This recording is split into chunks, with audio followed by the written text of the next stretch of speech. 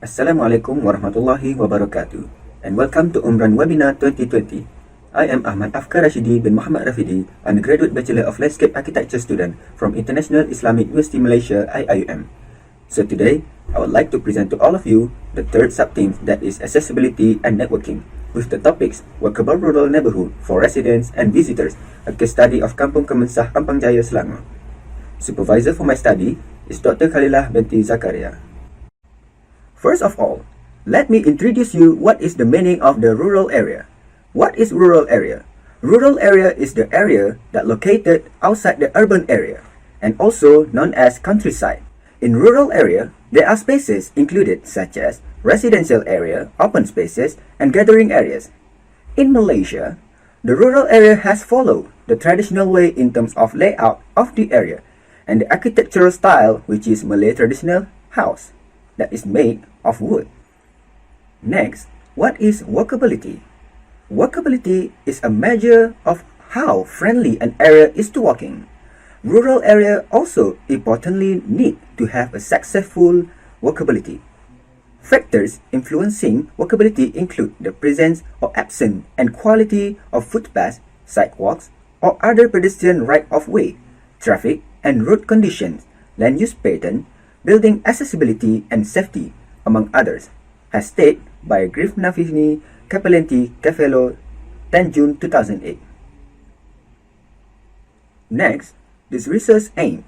The aim of this research is to explore and improve the concept of walkability in rural areas for the visitors and residents. And for the objectives of this research, first, to study the concept of walkability in rural area. Second, to examine rural walkability among the residents and visitors. And third, to recommend how the walkability can be improved. Next, we move to problem statements. What are the problem statements of this research? First, I found that the rural area has a very poor landscape planning. We can see that in rural area, there is no proper parking or proper pedestrian walkway. There are also public facilities are not found at the site. Furthermore, the pedestrians at the rural area often face the dangers. This is because the proper pedestrian walkway are not provided at the site. Therefore, this rural area are not safe for children or elderly to walk. Next, we move to the literature review. These are the topics that I have reviewed for this research. First, the introduction of walkability. For this topic, I have learned what is the meaning of walkability. Next, physical activities. Physical activities is defined as any bodily movement produced by people that require energy. Popular ways to be active are through walking. Next, pedestrian protection. Pedestrian protection requires that people have safe place to walk. Next, comparing the walking behavior between urban and rural residents. There are a lot of different walking behaviors among the urban residents and rural residents. Next, the road safety manual for decision makers and practitioners. Next, we move to the research methodology.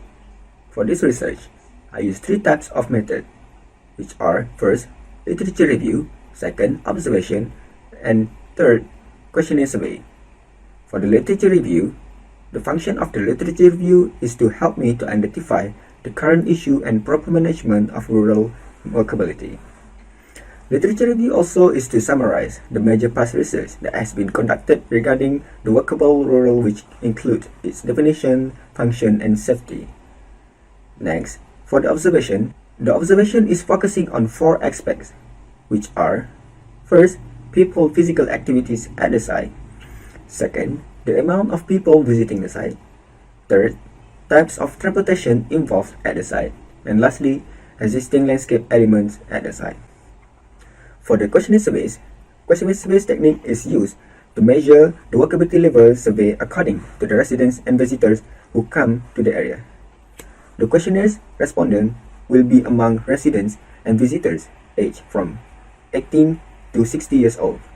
For this method, it will divide it into three sections, which are A, B, and C. For section A is about the respondent profile. Section B is to study the influence of good walkability to the people's activity. And section C is opinion-based question. Next, The observation of physical activities. There are three types of physical activities to be observed, which are walking, cycling, and running. So, from this result, we can see that for walking, there are more people walking in the evening. And also cycling, there are more people cycling in the evening. So we can conclude that most of the people at this area used to have physical activities in evening. Next, the questionnaire survey. These are the results of questionnaire survey on level of workability. So we can see that from the result, the average result for the level of workability is good and weak. So we can conclude that the level of workability has a very average condition.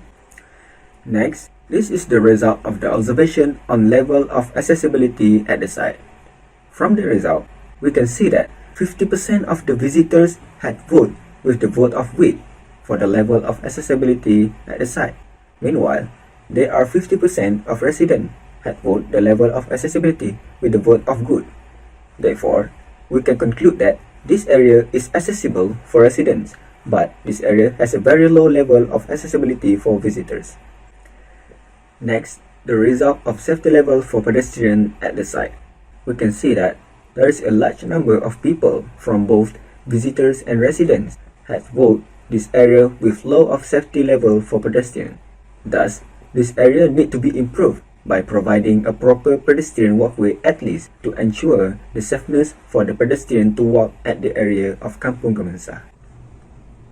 Next is the recommendation for this research. In order to have a good walkable area for people, safety is one of the important elements.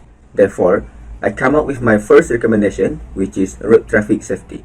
What is road traffic safety? Road traffic safety refers to the methods and measures used to prevent road users from being killed or seriously injured.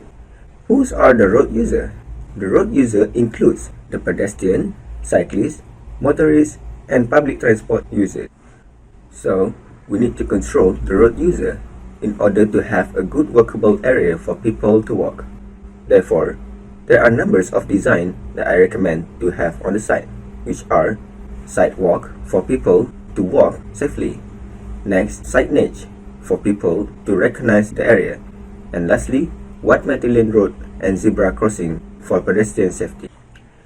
My second recommendation for this research is pedestrian safety. Pedestrian safety is very important in order to create an area with a good walkability for people. Passive pedestrian safety strategies lead to accessibly wide area to walk, clear zone of roadways, and a focus on protecting pedestrians from the consequences of dangerous in walking. In order to provide safety for pedestrians, we need public facilities. Next, we also need to create a shoulder pavement for pedestrians and cyclists. And also, we must develop linkage system for crossing. In conclusion, walking is a healthy physical activity. Walking also can ward off heart disease, brings up the heart rates, lower blood pressure, and strengthen the heart. Moreover, the most important thing to do in order to create a successful walkable area is to incorporate each team within different parties to integrate different elements on issues of walkability of Kampung Kemensah into one safe area to walk and satisfying the various levels of users. Moreover, Kampung Kemensah has many factors and potential elements that can be developed into an interesting site that can contribute to the tourism industry. Besides, Kampung Kemensah has a historical and cultural value that need to be explored and developed. Thank you for listening, and Assalamualaikum warahmatullahi wabarakatuh.